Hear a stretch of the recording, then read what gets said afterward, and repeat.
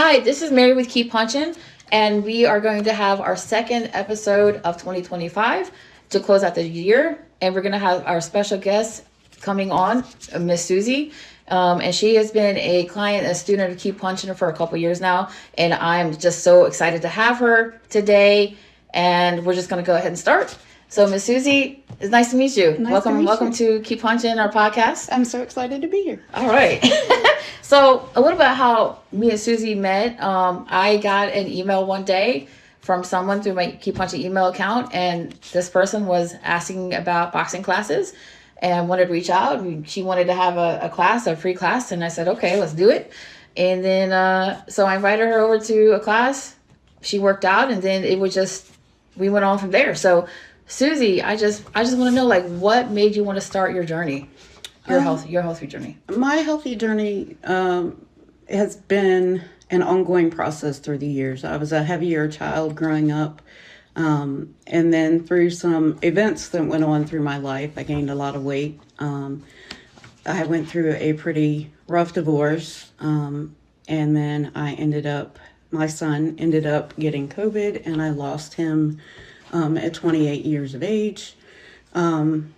So through that all kind of triggered the weight loss. I needed to do something different with my life. But what initially set it off was I had gone to Hershey Park with my daughter and her boyfriend, her now husband, and we were getting on a roller coaster, and I went to sit down and they pulled the lap bar down and it wouldn't close. Yeah.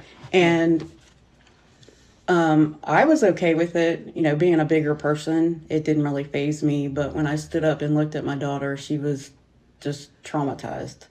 So I had to reiterate to her, it's okay. I'm good. I think she was embarrassed for me. I had to reiterate to her, I'm okay. I'll just wait over here for you guys when you come back. But that day was really what set into motion the later steps I would take. Just seeing her face and knowing that I had to do something different. Right, because, I've been there as well. Things like that has happened to me. And so when you have family and you want to do things and you want to get out and get on a roller coaster or go take a walk, and sometimes your weight can restrict you to certain things. Absolutely. And that's never a good time. But seeing it on family faces and knowing that, like, hey, you want to be around for family, and maybe it's time to make a change. So what were like your initial steps to having the change and having that weight loss? Throughout my years of battling weight loss, I have tried everything. I've tried Fetterman, I've tried Weight Watchers, I've tried just about anything out there I could to lose weight, and I always seem to gain it back. So I knew if I was going to have to take such a drastic step, it was going to have to be something major. So I did my research many years ago, and I wanted to have weight loss surgery many years ago, but the person that I was married to didn't agree with it at the time. Right. So I checked back into it later on after all of this had kind of expired, and it seemed, I went to the doctor, did my research, went to the doctor, ended up going to Mary Washington Weight Loss Center in Fredericksburg, and spoke with Dr. Helmy, and we both decided that my best option was to get the vertical sleeve gastrectomy. But I would have to go through a 6-month process of having nutrition classes and a dietitian before insurance would approve it. Yeah, that's a pretty long process, doing those steps, and it can be scary, especially doing a big major surgery like that. So let me see. So starting that, it sounded like, when did you actually start your weight loss journey? Probably in the spring of 23. Okay. Like I said, it was a 6-month process, so I had to talk to dietitian, nutritionist. I started walking on my own, just trying to cut back on the things that I knew that I could cut back on. And then when we got at the end of the process, they submit it to insurance. Insurance approves it, and then you get your surgery date. Okay. So I went for my surgery in December of 23. Very non-invasive surgery. They do it with a robot now. So it's Oh wow. So a robot did it? Like you didn't have an actual doctor? yeah. Well, I mean, he was What? there, but he like Wow. controlled it. So That's crazy. yeah, it was. I stayed in the hospital overnight. I Okay. had 3 small cuts. They reduced your stomach by like 80%. So yeah, it was a major lifestyle change. Well, that's amazing that you stuck with it. You went through the process, all these steps you had to take initially to just, before you even considered the surgery, you started cutting back on things that were not good for you. You did your research. You always do your research because I'm always seeing you on social media, posting about, after you have the surgery, things that you should and shouldn't do, things that you can eat. You're always motivating others, and you're always putting out positive things for our friends and family members. So I guess the next question is, what were some of the struggles you had during this time, and how did you push through those obstacles that you had? I think my struggles were a lot like everybody else's. Cutting out the sugars, cutting out the breads, learning what you can have and what you can't have, and how much of it you can have. Especially with the new lifestyle, your stomach is only probably about the size of a large walnut at most, wow. starting out. Yeah. It will get a little bit bigger as time goes on, but learning what your stomach sometimes will allow and will not allow. It was difficult to learn to like to exercise. I was not somebody that enjoyed exercise. It was more of a task than it was actually something I enjoyed. So that was something I had to get in a totally different mindset of. Right.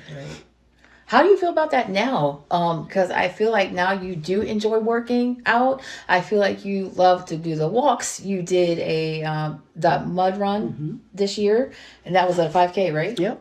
Yep. And so Susie did a mud run this year, which was awesome. I told her, I'm like, yeah, I'll sit out. I don't really like doing the mud. So she's done a mud run, which was a 5K. You did a turkey trot. Another turkey trot. It was a St. Patrick's Day. Okay. So you've done quite a few races.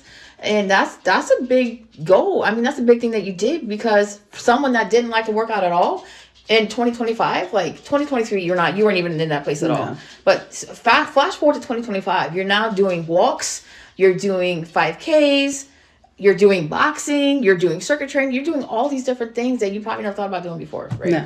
No. Or maybe you have, but I guess I thought about it. I didn't have the energy. Yeah. I didn't have the willpower, and I didn't have the breath to get through the activities. So yeah, it was a big change. But you have to get, as well as that, inertia or energy to do things, you have to have that mental mindset of what you want to do. And through my surgery, I lost over 110 pounds. Awesome. That's amazing. Congratulations to you for that. Um, You said 110? Mm-hmm. So 110 pounds in the span of 2 years. A year. A year. So 1 year, that's a lot of weight to lose but you did it a healthy way. Yes. So, you kept pushing through, you kept working out, and you always are doing a challenge on social media, whether it's be a plank challenge, or what else do you, sit-up challenge? Sit-ups. I have some amazing friends that I've met on TikTok that are in the bariatric world that are always trying to do different challenges, different things to try to improve ourselves. Yeah. But you also meet a different group of people that support you, and when you're having a bad day, you can say, look, I don't know if I'm going to get this done, and they really come through for you. So it's been an amazing experience. Okay, good. So we'll have maybe 2 more questions for you. What are some of your goals or some things that you want to accomplish in the next year? I want to get in the gym. I want to do some strength training and build up muscles. I did have a peniculectomy in November of this year, and I lost 7 pounds of skin. So can you pause for a second and tell our audience what is that and what does that mean? That is basically where they go in and they take off just the skin It's like a tummy tuck, except it doesn't have the muscle repair and some of the other things that go along with it. They just remove that flabby skin around your stomach area that kind of hangs over your belt. Yeah. Okay. So I had that removed in November. So I have to wait until I'm cleared. I've had some drainage issues. I have to wait for that to clear up, and then I can get back out there and get back in the gym with Keepunchin. I can get back in the gym doing some other things, but I really want to tone up this year. Okay. I want to get in lifting weights and that kind of thing. So that's my intent for the year. That's exciting. That's exciting because I know that the older we get, older women typically, or older people typically lose their mobility, or they lose their muscles because they're not using it as much. So that's why you see a lot of social media people or personal trainers, and they talk about doing the weight training because you're not going to lose, so you don't lose that muscle, so you don't lose that strength, and it's important to weight train. So let's see here. Last question is, what advice can you give others looking to make a healthy lifestyle change? And we'll just close out with that question. Follow your own journey. Never try to duplicate or imitate somebody else's journey. Your journey is your walk. So whatever happens to you is not going to happen to the person next to you, or their journey is not going to happen to you. It's all going to be different, and you have to make the most out of your journey.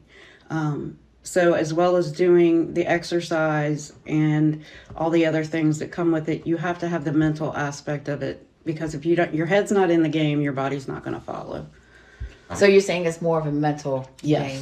If you don't have that mental part of it, you're never going to get the rest of your body to follow. So how have you, over the last couple of years, how have you been able to maintain, that positive mental state to keep you going? Because, we all have ups and downs, but you have to continue on that journey and continue to grow. How do you push past those boundaries that might hold you back sometimes? I actually have pictures on my phone of when I was at my heaviest, and when I really struggle on those days, I go back and look at those pictures. I have dates marked in old calendars that I have of losing weight, and it just shows me that I don't want to go back there. I also have pictures of things I've done with friends and family, Keepunchin, people that I walk with on a regular routine.